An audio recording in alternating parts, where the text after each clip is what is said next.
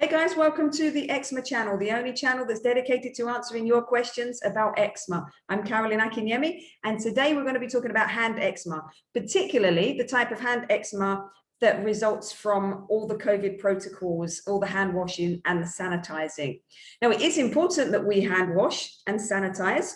And one of the reasons why we're using the detergents and the hand sanitizers is because those are the things that are effective at breaking down the COVID virus. So COVID is a virus, it's a cell, and on the outside of it, it has a barrier, which is made of lipids or like fat. And that is a shell that protects the virus.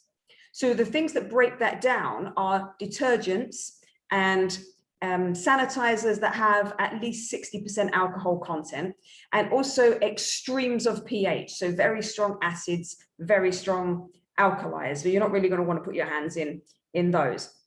But when you break down that lipid barrier, then the coronavirus itself will start to disintegrate and it won't be able to bind to any of your cells. So that's why we use them. So it's very effective, from that point of view. The problem is your skin also has a lipid barrier. It's part of the natural moisturizing factor of your skin.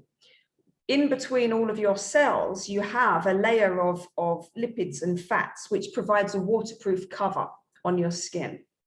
That's there to help you regulate how much water evaporates out of the skin, and also preventing any pathogens or bacteria and irritants that can go into the skin. Okay, so you need to have that lipid barrier as well. So when you keep using sanitizers and detergents to wash your hands to get rid of the COVID and to break the COVID lipid barrier, you're also breaking your own lipid barrier in your own skin. So that's why you're seeing this effect in your skin. So your skin starts to dehydrate when you lose that lipid barrier. Too much water is evaporating out of it. Very much like if you live in an area where there's clay soil and you go for a time of drought, you see that clay soil crack open because the water is just evaporating too fast. And that's very similar to what's happening in your skin.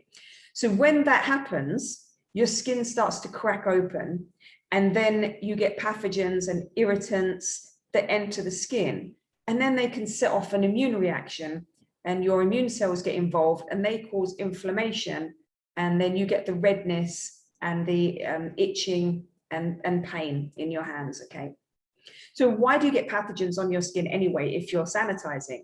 Well, that's because when we sanitize, whether that's taking antibiotics to get rid of bad bacteria in our bodies from some form of infection, or whether we're sanitizing our hands, or whether we're sanitizing surfaces in our home, typically the pathogenic bacteria are more robust, so they can rebuild their populations faster than the friendly bacteria. So that's why you find if you have a course of antibiotics, you can somehow get thrush and things like that, because the good bacteria takes longer to recover. So things get out of balance. You get what's called a dysbiosis.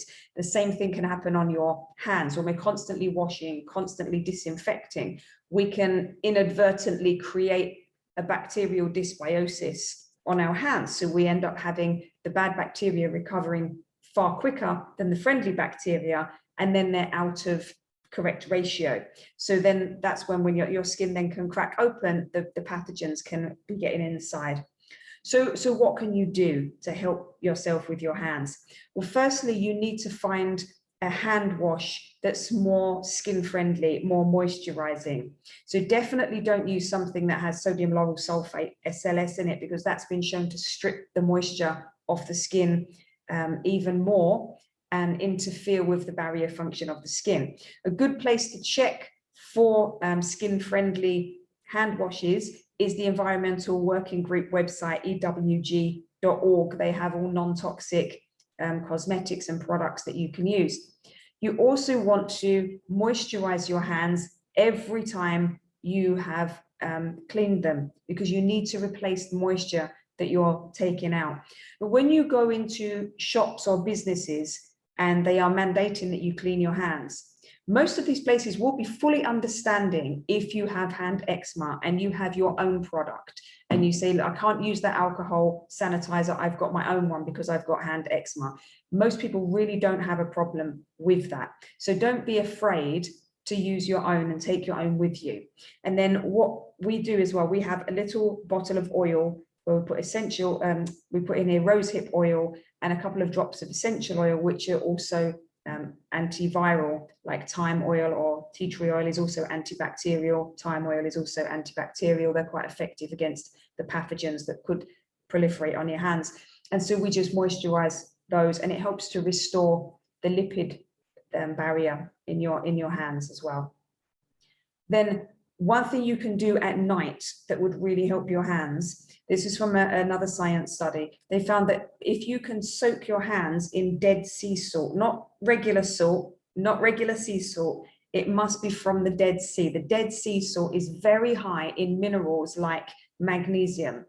And people who have the dry skin and they've broken down their barrier, they often show that that skin is deficient in minerals like magnesium. So they did a test where they got people to soak their hands for 15 minutes in Dead Sea salt solution, and then they would measure the moisture in the skin, and it recovered quite dramatically. The moisture levels in their skin improved. So what I would suggest you do, which is it actually really does work, if you soak your hands in Dead Sea salt solution for 15 minutes before you go to bed, pat your skin dry so you're not rubbing it and irritating it, just pat it dry on some clean kitchen towel, and then cover your hands in moisturizer very thickly. Cover your hands in moisturizer, and then if you have cotton socks, put cotton socks over your hands and go to bed with the cotton socks on. It feels all squidgy, I know, inside, but it actually really does work. So kind of similar to the wet wraps that you would put on children when they have